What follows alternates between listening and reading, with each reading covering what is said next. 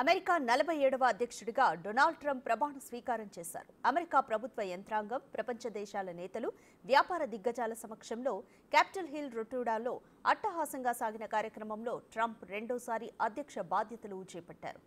78 ఏళ్ల ట్రంప్తో America supreme court ప్రధాన న్యాయమూర్తి జస్టిస్ రాబర్ట్స్ ప్రమాణం చేయించారు. దేశం కోసం సర్వశక్తులు ఒడ్డుతానంటూ బైబిల్ చేతిలో ట్రంప్ ప్రమాణం చేశారు. ట్రంప్కు ముందు ఉపాధ్యక్షుడు జేడీ వాన్స్ ప్రమాణ స్వీకారం చేశారు.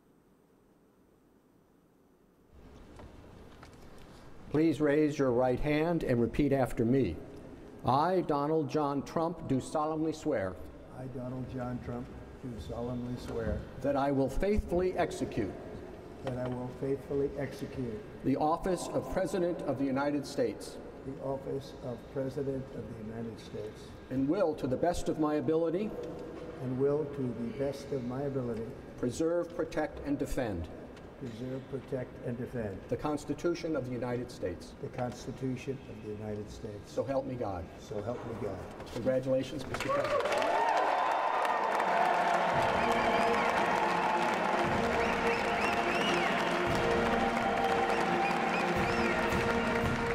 Please raise your right hand and repeat after me. I, James David Vance, do solemnly swear. I, James David Vance, do solemnly swear. That I will support and defend the Constitution of the United States. That I will support and defend the Constitution of the United States. Against all enemies, foreign and domestic. Against all enemies, foreign and domestic. That I will bear true faith. That I will bear true faith. And allegiance to the same. And allegiance to the same. That I take this obligation freely. That I take this obligation freely. Without any. అమెరికాలో ఇక స్వర్ణయుగం మొదలైందని ఆ దేశ నయా president Donald Trump అన్నారు. America 47వ అధ్యక్షుడిగా ప్రమాణ స్వీకారం చేసిన అనంతరం తొలిసారిగా ప్రసంగించిన ఆయన అమెరికా ఫస్ట్ అనేదే తన నినాదం అన్నారు. వలసలు, సరిహద్దు భద్రత, పౌరసత్వం తదితర అంశాల్లో తన వైఖరిపై క్లారిటీ ఇచ్చేశారు ట్రంప్.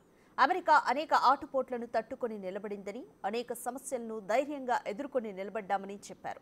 ఇక నుంచి అమెరికా ప్రపంచ దేశాల గౌరవం పొందుతుందని వెల్లడించారు. దేశంలో నేర ఘటనలను తగ్గించాల్సిన అవసరం ఉందని అన్నారు ఆయన. అమెరికాకు ప్రపంచ దేశాల సహకారం కూడా కావాలని కోరారు. విద్యారంగంలో అనేక సంస్కరణలు రావాల్సి ఉంది, త్వరలోనే తీసుకొస్తామని అన్నారు. శాంతి భద్రతల విషయంలో మరింత కఠినంగా ఉండాలని అన్నారు.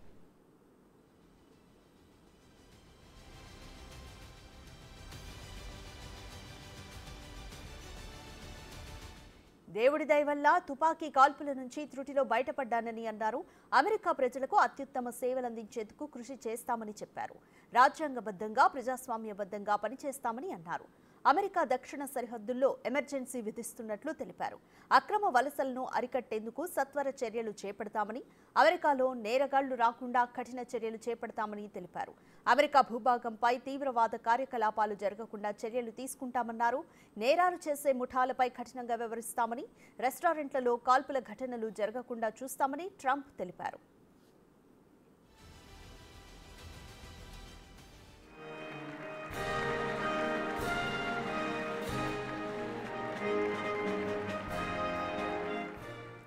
గల్ఫ్ ఆఫ్ మెక్సికోను గల్ఫ్ ఆఫ్ అమెరికాగా మారుస్తామని పేర్కొన్నారు. అమెరికా మెక్సికో సరిహద్దు వెంబడి గోడ నిర్మాణాన్ని వేగవంతం చేసేలా ఆదేశాలు జారీ చేస్తామన్నారు.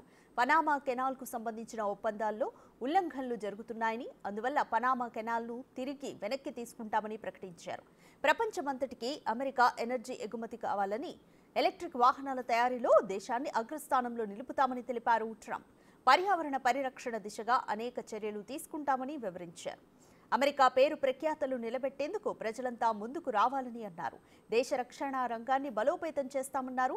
అమెరికా హిస్టరీలో మునుపెన్నడూ లేని విధంగా దేశంలోని అక్రమ వలసదారులను వారి సొంత దేశాలకు తరలిస్తామని ట్రంప్ స్పష్టం చేశారు. ట్రాన్స్జెండర్ హక్కులకు సంబంధించి డొనాల్డ్ ట్రంప్ ఊహించని ప్రకటన చేశారు. ఇకపై దేశంలో స్త్రీలు, పురుషులు అనే 2 జెండర్స్ మాత్రమే ఉంటాయని అన్నారు. ఇక బైడెన్ హయాంలో ప్రవేశపెట్టిన అనేక నిర్ణయాలన్నీ ఆగిపోతాయని ట్రంప్ తేల్చి చెప్పారు. The Honorable Amy Klobuchar.